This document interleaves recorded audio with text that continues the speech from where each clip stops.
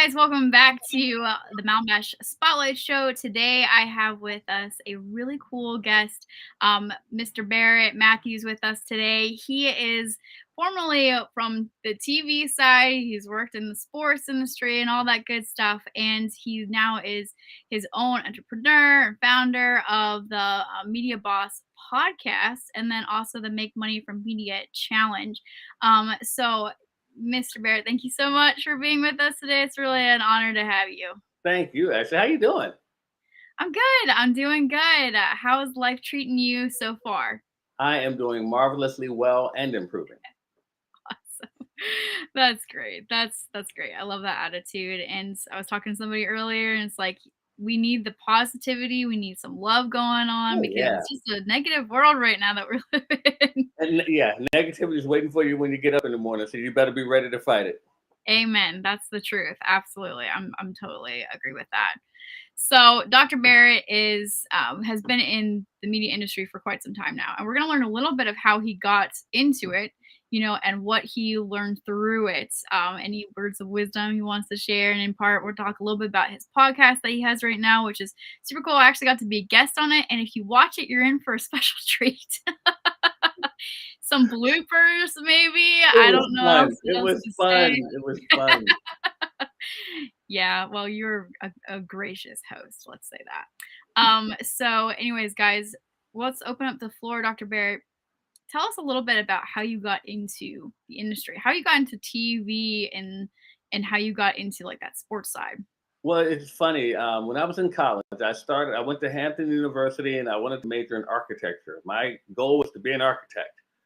Well, architecture didn't want me. It kicked my butt royally, and my freshman year, I think I had a C average, and it wasn't going to get any better. And so I was trying to figure out what would I change to. So I went into my first semester, sophomore year, and I knew I had to get out of there. And my sister said to me, "Well, Barrett, you've always been interested in television and radio and stuff." And my thought was, "Well, isn't everybody?" And she said, "But yeah, you can do that." And I honestly, I never thought actually that I could be a major. So I actually went and switched my major to mass media arts. My grades shot up, and I started having fun. And we made our own magazines. We learned about how broadcasting works. I worked the camera. I did editing. I worked the switcher. I was on camera. Hosted a lot of shows, sports shows, news shows.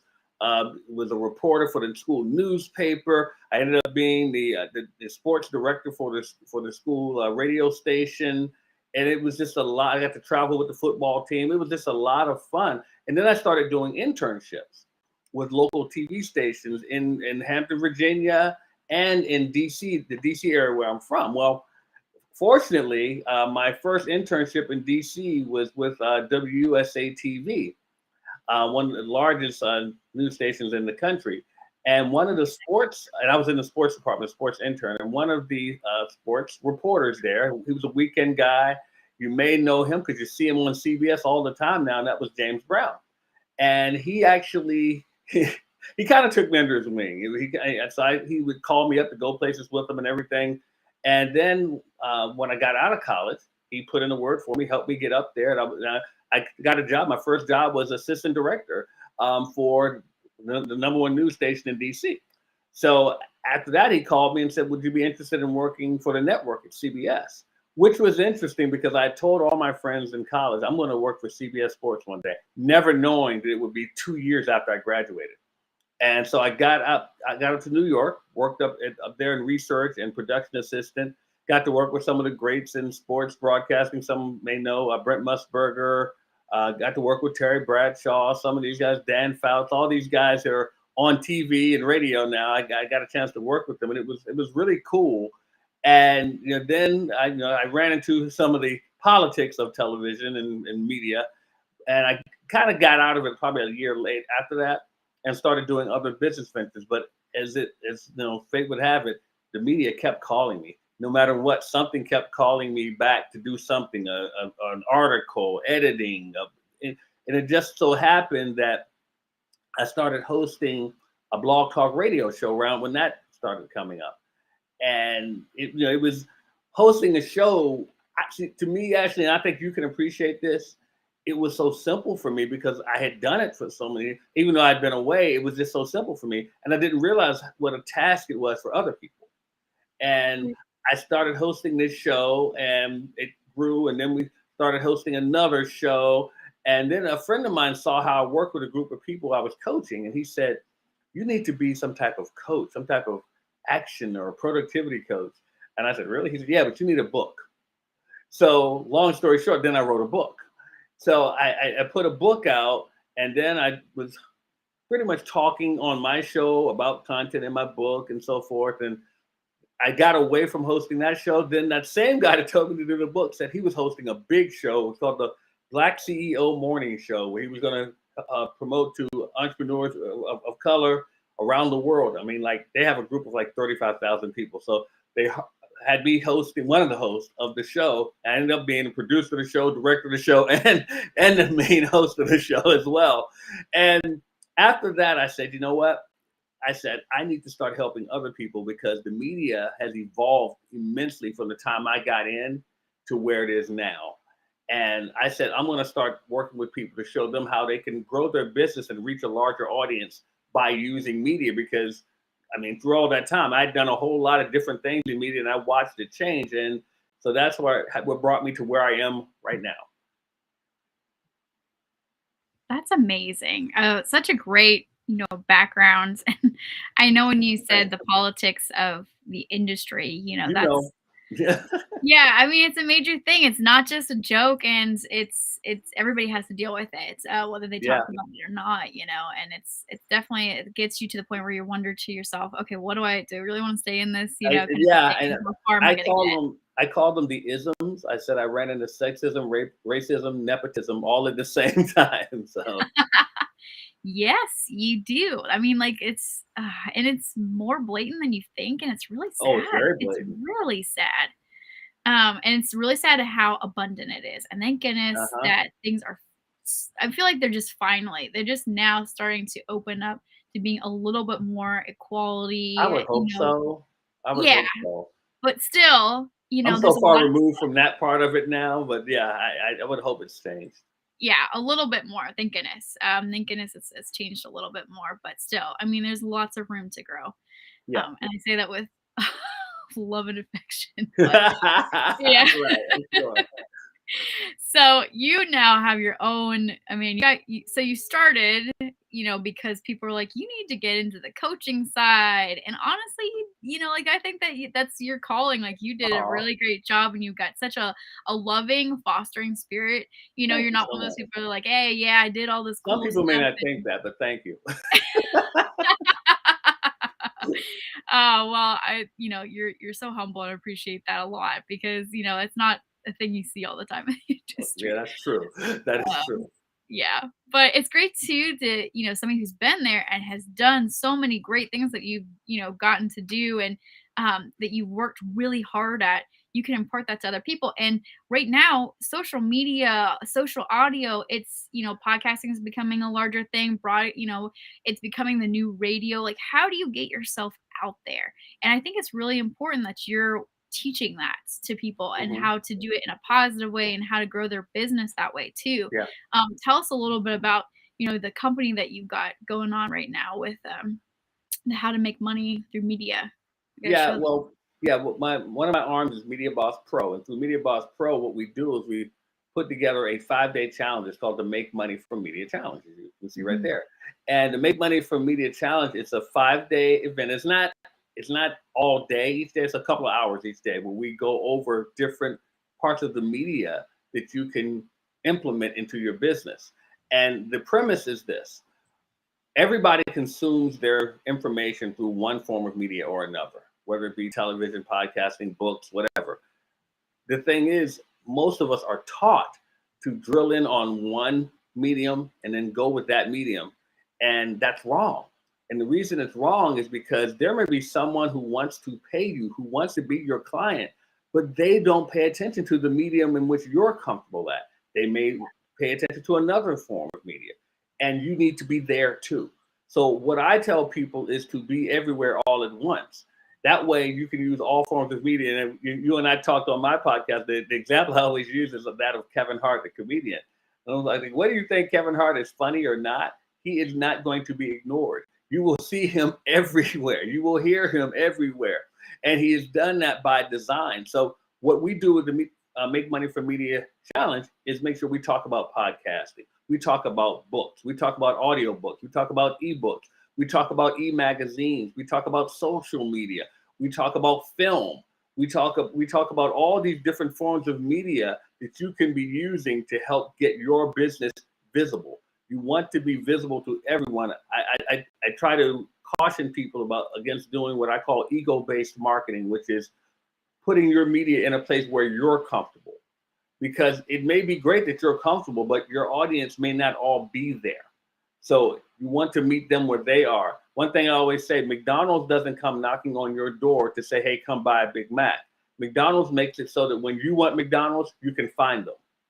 And what I say to you is make sure that when people want what you offer, they can find you. Be where they are. So the Make Money from Media Challenge, we have one coming up. If you go to makemoneyfrommediachallenge.com, you can get reserve a spot there. I do urge people to sign up as the VIP. It's general admission. You can see the prices there: $97 general admission, $297 VIP. With general admission, you get to learn as much as everyone else there. You also get some extra videos, some training you can have. VIP, you also get those videos plus more. But the big benefit is VIPs. One, somebody's going to win an iPad. Two, someone's going to win a studio set. And three, every VIP is going to win a hotel stay. They're going to get a hotel stay. So if they travel, they can get a hotel stay. And the VIPs get to ask live questions pertaining to what they're doing in their business, whereas the general admission does not get to ask those questions. So that's nice. That's the benefit of being VIP. You get that's a big one. Mm-hmm. I love that. That's amazing. Yeah, so that's the challenge. That's what we do to Make Money from Media Challenge. So I urge people to definitely sign up for it. Absolutely. I mean, that's a huge amount of wealth and knowledge there, and it's actually a really good price for I think so too. I think so too. But hey, price is relative to value. I always say price is only an object in the absence of value. So exactly. I want to make sure I give value. And I also I tell people that I'm going to make them an offer to work with me, where we actually work on their media for them. That's amazing. Yeah, but I tell them I'm going to make you an offer, but I'm going to earn that right. So I'm going to give them so much value in the challenge that they can go do it themselves if they want. But if they don't want to do it all themselves and they'd rather have someone done for them, then if they qualify, we will actually, do a lot of their media for them. That's amazing. Okay, so and you've got a team that'll go in and help them with like the posting. Tell us a little bit about how that works. Well, what we do is we will actually produce their podcast for them, audio and video. We will produce that for them. Depending on how far they want to go with their podcast, we will even help them get more downloads. We actually build out a funnel for them to a site where they can attract people to their podcast. And we even, part of it, we actually run ads to direct people to their podcast. Oh, that's amazing. Yeah, we do the graphics for their podcast and everything for them. So all they have to do is just sit in front of a mic and talk. And we even give them equipment to do their podcast. Wow. That's a great package, because so many people are getting into podcasting now, Yeah, and that's just one part of it. So we also will take some of their content and create an ebook for them every month that they can promote. And also, after a while, we take some of their content and create a hard copy book for them that they can sell. Wow. Yeah. So we create a book for them. We also will help them create a Roku TV channel. So now they can put their video or create other video. If they have courses, whatever, they can put it on their own Roku channel. And if they know other people, colleagues in their field, they can charge these people to be on their TV channel. It's not a TV show, it's a TV channel. So you can have your own channel. Then we also will send a film crew to where you are to shoot a short documentary on your business to show the human side of who you are. That way, people can see a different side of your business. We send the crew out. All you have to do is have people there. Who can be themselves, and we will shoot the film. We do the writing, do the editing for you, and you have that film to use however you want to. We also will help assign someone to help you promote your social media more to make sure that gets out there better so you can attract more people. So it's encompassing all forms of media so that you can do all of these things all at once. So that's all. If you're going to have us do it for you, and we do that for you for an entire year. And if we want to continue in the next year, of course, the investment is a lot less because we've already got everything set up. So we do that for you to make sure that you have everything in place and you can be all of these places and get more of a global presence instead of just a local presence. That's awesome. And it's actually, that's a huge need, guys, because like I said, podcasting's a lot of work. You can try to get it all done day, do all the editing, blah, blah, blah, but then once you upload it, where does it go? How does it get out to your audience? Are you Hmm. just waiting for some platforms that don't pay you anyways to get you so maybe some downloads here and there?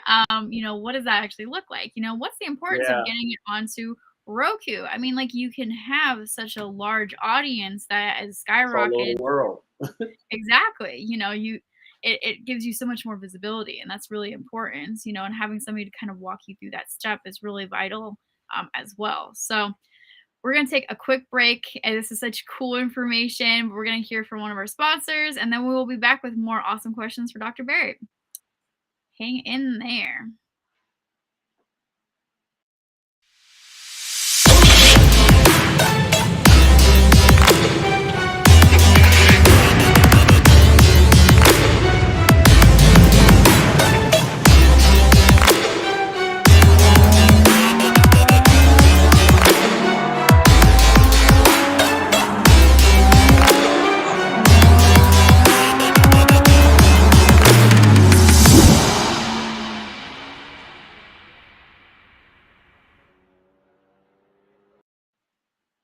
Start Engine is a place you can go to get some of your dreams brought to life. So definitely check out the platform. It's a great way to help out businesses get started and gain momentum as well. So thanks, Start Engine. And we're back with Dr. Barrett Matthews here with us today, former TV on-air personality, and now with us. And he has his own company, which is making money through media challenge. He's got a really cool company that helps you take your podcast from ground zero all the way up with not just the equipment, but also the support needed to get you to the next level, get it onto TV and all that great stuff. So anyways, we're back. Thank you so much, Dr. Matthews, for being with us today, and Thank you. looking forward to hear more about your company and what is your target audience, and some things that you've learned in the industry that you would feel like they would benefit from the best. Well, my target audience are anyone who was like a speaker, a coach, an author, a thought leader, someone who knows that there is a wider audience out there for them, and they want to attract that audience. One of the other paradigms that we're taught is to create your avatar and go find that avatar where they are, go where they are. And I say, no, don't go where they are. Make it so they can see you. If you make it where they can see you, it doesn't matter where they are because they're going to see you because, like I said earlier, they consume their information through one form of media or another. If you're on every medium that they use or that they look for, then it doesn't matter where they are because they're going to find you. And that's one of the big mistakes I think people are making. And we're taught that. We're taught to find that avatar and drill down on one medium, and that's wrong. We should just make sure that we are everywhere, make sure that we can be seen no matter what. Now, as far as you said about some lessons I've learned, wow. I'm an old man, so let's see. I've learned a lot of lessons. One lesson I learned when I was working at CBS when they decided not to renew my contract.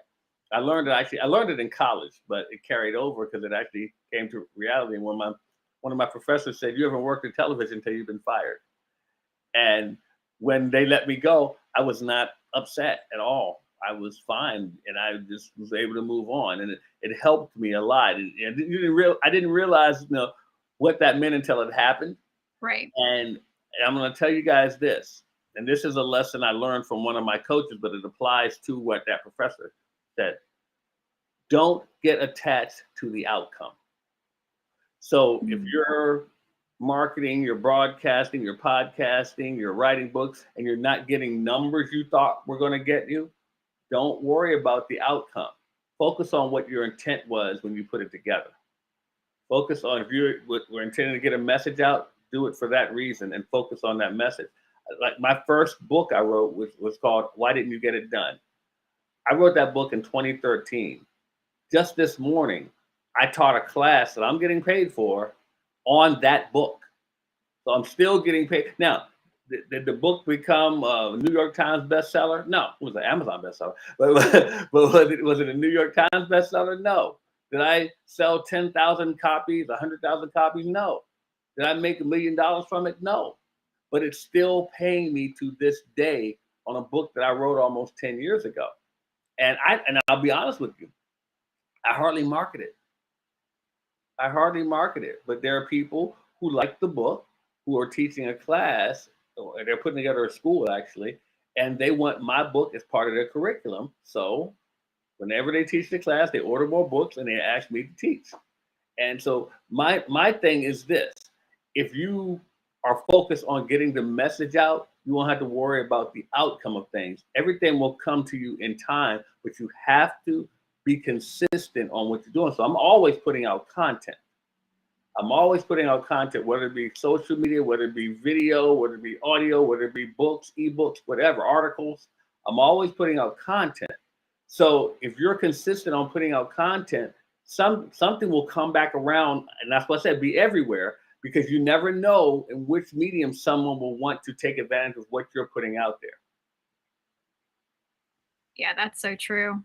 And, what are some good questions for people that, because there's so many social media platforms and places to put your websites and stuff, and that burnout from Hmm. doing that, that's where you guys step in, right? That's where you can help out. Yeah, yeah. I have an expression that says, in order to get it done, you don't have to be the one. So you, Love that. yeah, That's you can awesome. you can you can outsource to people who, like you said, it can be taxing, it can be tiresome, it can be tedious putting out, your social, managing your social media, doing all this stuff. Well, hire someone who likes doing it. Yeah. Hire Yeah. someone who likes doing it.